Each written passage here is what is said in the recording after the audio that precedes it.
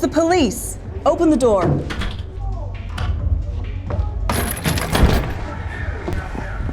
Evening, officer. There a problem here? No. No? No! No! No! No!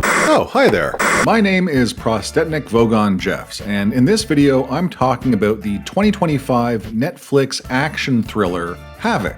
And that sentence has probably left you with at least a couple questions, like, is it any good? And what's it about? To answer the former, I'll reiterate that it's a Netflix movie. And to answer the latter, I'll just show you this definition of the word havoc. That definition is both a synopsis and a review. Good enough? Can we all just be on our merry ways and forget about this movie like everyone else did within minutes of its release? Oh, fine. Let's get this over with. Now shut the f*** up and let me do my job!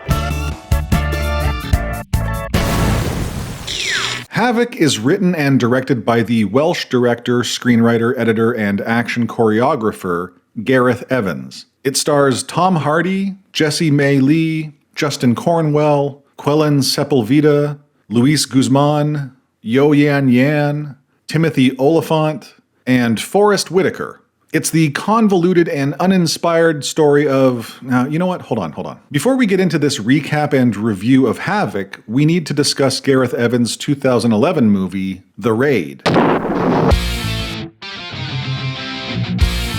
It's a tense and chaotic martial arts action movie with purpose and very little fat. The story centers on Rama, a rookie officer in the Mobile Brigade Corps, which is the tactical special operations unit of the Indonesian National Police.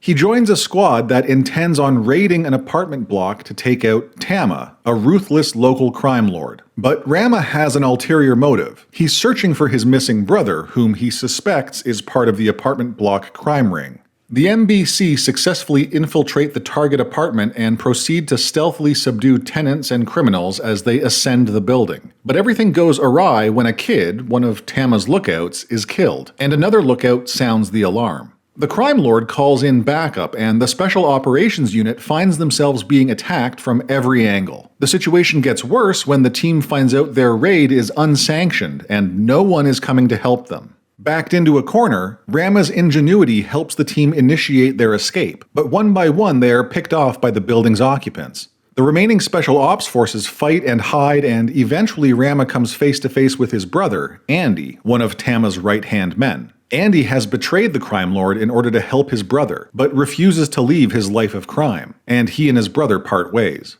Unfortunately, Andy's deception is discovered by the crime lord and he is punished by Mad Dog, Tama's top enforcer. And Rama, convinced the only way out is up, using Tama as leverage, leads a three-man team through a drug lab confrontation. After which, Rama interrupts Mad Dog and rescues his brother, and the two take on the skilled enforcer in a 2-on-1 fight. Meanwhile, Lieutenant Wayu, the dude responsible for initiating the unsanctioned raid, confronts Tama and finds out the whole thing was a setup and the lieutenant is doomed no matter what.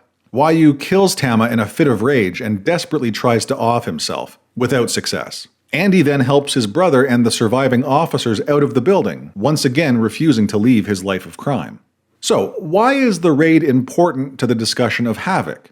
Well, for a couple of reasons. One, it's a simple story. It's not bloated with unnecessary nonsense. And it's chaotic and relentless, but never feels like a chore to watch. Well, unless you're not into excessive violence, in which case neither of the movies in this video are going to be for you. But The Raid is shot in a straightforward and clean manner that allows you to focus on the action and the impressive martial arts ballet. Most importantly of all is the opening scene, the prologue to the chaos that soon follows. A gun and a wristwatch on a table. Shots of Rama performing his morning prayers, intercut with an intense workout and his preparation for work. This sequence is followed by a short, soft conversation with his pregnant wife, and an exchange with his father where he states, "I'll bring him back."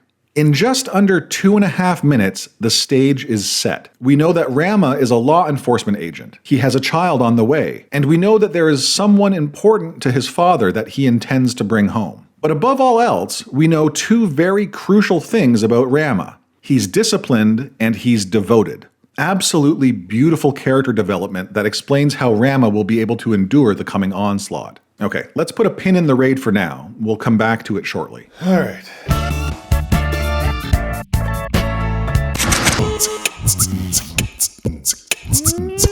In a prologue reminiscent of the raid, we meet Tom Hardy's Patrick Walker, a cop who has done some stuff he regrets. And that's all you're going to get for now because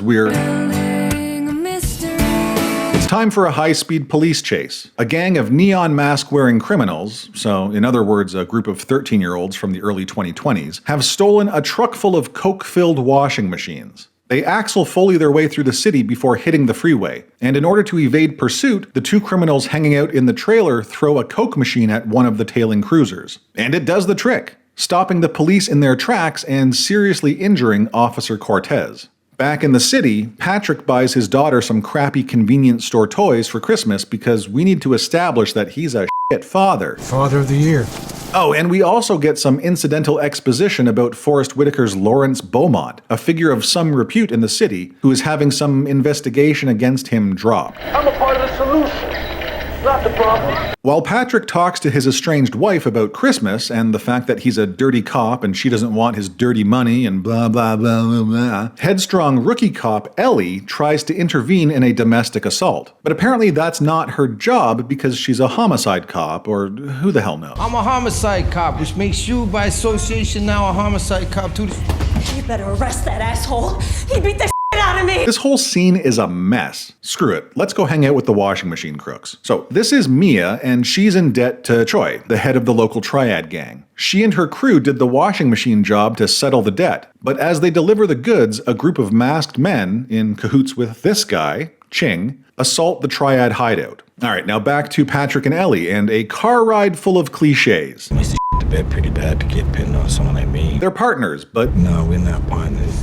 and Patrick doesn't like sharing I think we shared just about enough. or staring. Staring while you staring us. You doing that? Don't do that. Oh hey, there's Lawrence Beaumont on a billboard. And as we all know, that's Netflix speak for he's probably not a great person. Patrick and Ellie respond to a call, investigating the aftermath of the earlier assault on Choi's hideout. Everybody is dead. Well, almost everybody. Choi and his crew are dead, but Mia and her friend Charlie, whom Patrick recognizes from the security footage that she's storing on her smartphone. Oh my god. Sorry. From the security footage that she... Do you know him? I'm know him. No, he definitely knows him, because he immediately heads over to talk with Lawrence Beaumont. It turns out that Charlie is Beaumont's estranged son. My son is not a killer. There's no way that he did this. Patrick is on Beaumont's payroll, and the mayoral candidate wants the dirty cop's help getting his son out of hot water. I can't help you with this. He even goes so far as to bring up Patrick's dirty little secret to encourage cooperation. I make one phone call. You and your friends go down for life. Now, he doesn't outright say what Patrick did. Why? Well, need I remind you that we're... Anyway, Patrick agrees to help under the condition that he no longer has to work for Lawrence. And Choi's mourning mother, a triad big boss named Mother, who also happens to be Ching's older sister, shows up to find out what the hell happened to her son.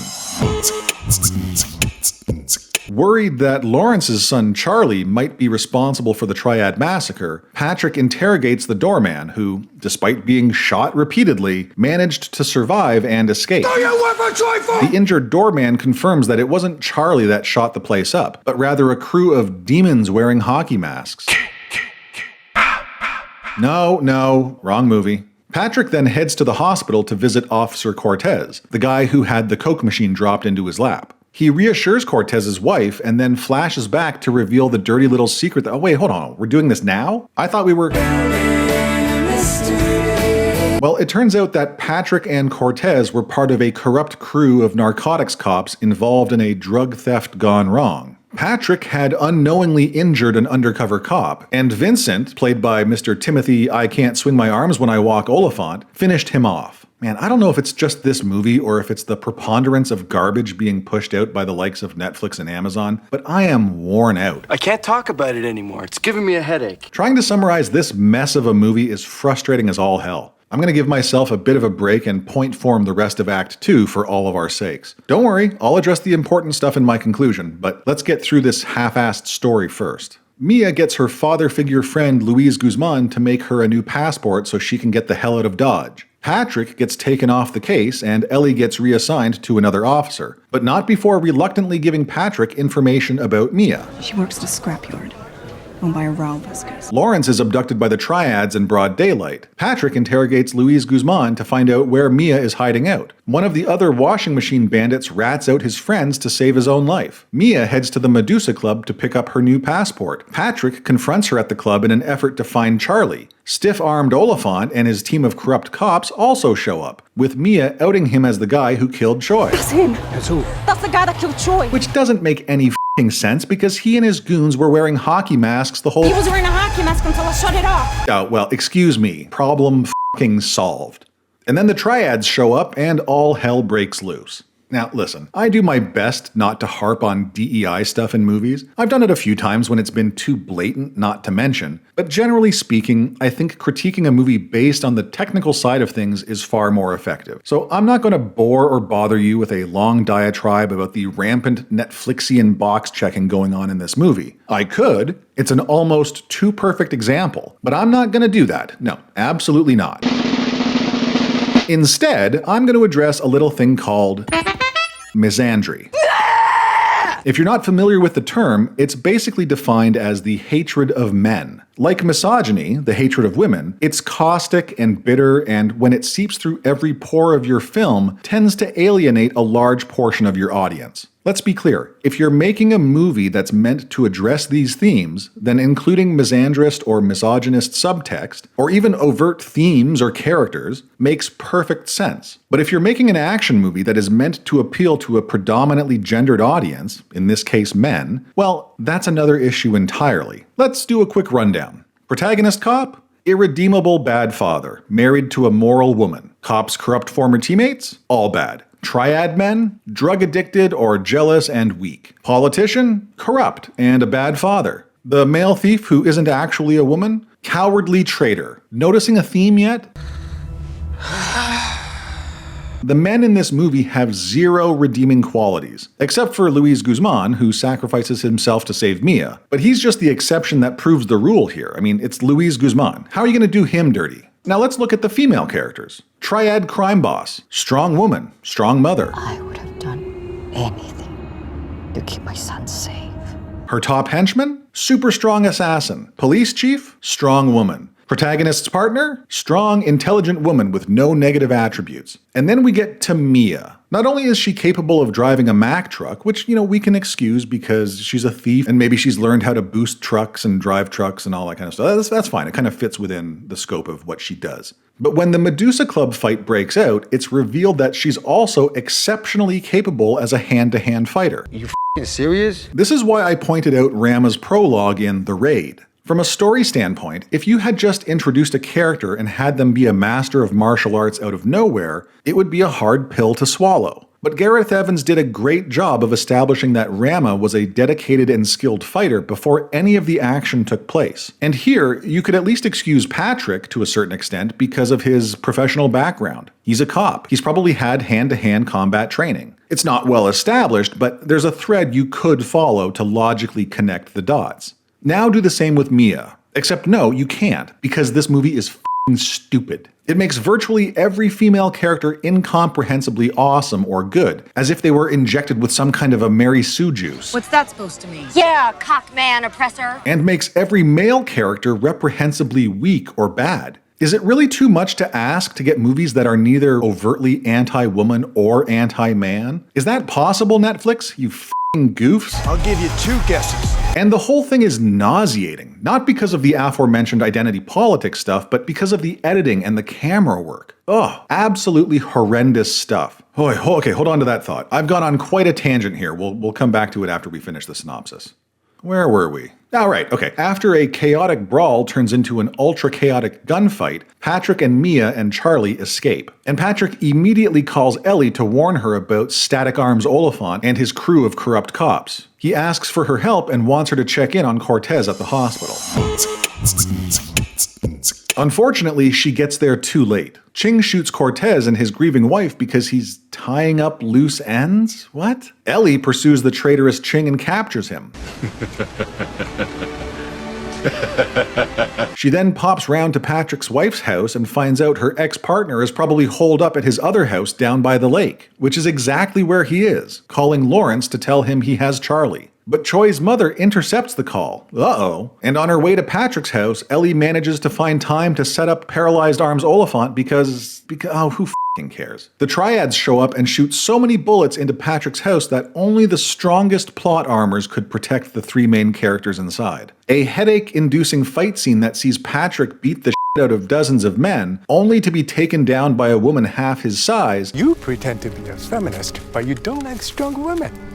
I love strong women! No. Ends with the capture of Mia and Charlie. Choi's mother then forces Lawrence to shoot Mia to punish Charlie, but Charlie won't let him do it. Thank God Ellie shows up with Ching and the corrupt cops to prove that Charlie and Mia aren't responsible for Choi's death. What? Too bad Ellie wasn't keeping her eye on the prize, because one of the corrupt cops takes her by surprise and grabs a nearby gun. He tries to shoot Charlie as revenge for what happened to Officer Cortez, but instead hits Lawrence, who sacrifices himself to save his son. I guess that's two sacrifices. Okay. We're giving Forrest Whitaker the Luis Guzman treatment. That's fine. Okay. Another mind-numbing gunfight breaks out and pretty much everyone dies. Patrick chases after arm-locked Oliphant and kills him, and Mia and Charlie, the drug thieves who were part of a high-profile massacre and who are also accomplices to the death of a police officer, are let go by Ellie, because There are still people out there looking for you. okay, sure, it doesn't make any sense, but whatever. And then Ellie tells Patrick, who is about to get arrested, that she'll deliver his Christmas gift to his daughter. I'll make sure she gets it. I'll take the present to her. And he's like, nah.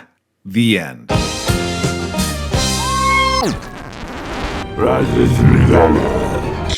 Let's talk about the good, the bad, and the ugly of Havoc. We'll start with the actors. Luis Guzman is in it. They were all okay. Not outstanding performances, but given what they all had to work with, there was a surprising lack of awfulness. You could say that some of the performances were phoned in, Tom, but I think it would be hard to say that any of them were terrible. And some of the fight choreography was pretty decent, which is to be expected from Evans, but many of the fight scenes, the gunfights in particular, are obfuscated by two of the worst post-production flubs I've seen in a long time. The addition of a digital film grain effect and a digital camera wobble. The film grain is the least egregious of the two elements. I'm pretty sure it was added to mask the inconsistent and awkward special effects. Most of the vehicles in this movie are CGI, along with more than half of the city. And I would bet money that the film grain was added to mask the imperfections. The camera shake is completely unforgivable. I have no problem with frenetic editing or quick camera movements, but this movie made me sick to my stomach. It feels like John Woo had a love child with Neveldine and Taylor, and the kid ended up being raised by Brad Pitt's character from 12 Monkeys. Don't look at me like that. It makes perfect sense. If you look at Havoc and The Raid side by side, a number of key roles are the same. Gareth Evans wrote and directed both movies, and my assumption is that he also choreographed both, though I'm not 100% sure on that one. But there are three notable differences here: the cinematography, the editing, and Netflix. Matt Flannery is credited with cinematography on both films, but on The Raid there is a second credit for Dimas Imam Sobono. Dimas worked on Evans' first three movies, Marinto, The Raid, and The Raid 2, and I suspect he was the reason those movies were filmed competently, while Havoc was not. I could be wrong though, but that seems to make the most sense. Let's see here, what else can I say? Half the movie feels like it's improv. I mean, a bunch of the scenes feel padded for runtime with pointless dialogue. The unnamed city where the movie takes place feels like a lazy man's Gotham City, or The Crow's Detroit without the oppressive and artistic atmosphere. The whole thing feels like one giant cliche, character development is weak, and the story is overly complex for no reason. And it commits the biggest sin any action movie can commit. The action is unsatisfying. This movie blows f***ing goats. What a waste of good talent. I mean, Netflix turned a respected action movie director into a box-checking incompetent. It wasted the acting potential of a pretty stellar cast, and it made a movie for men that does nothing but shit on them relentlessly. And part of it can be explained by the year in which it was produced, part of it can be explained by the reshoots that happened years after initial filming wrapped, but at the end of the day, there's just no excuse for this kind of garbage anymore. It's made all the worse when compared with low-budget action films like The Raid, that do exactly what they're supposed to do. Entertain. Give us a smart action movie that makes us think, or give us a dumb action movie that blows our minds. Do it! But throw this garbage into storage and never let it see the light of day. And in case this conclusion hasn't spelled out my thoughts on the matter thoroughly enough, let me say this. Havoc is a truly terrible movie that isn't worth a second of your time. We're done. Just go watch The Raid instead.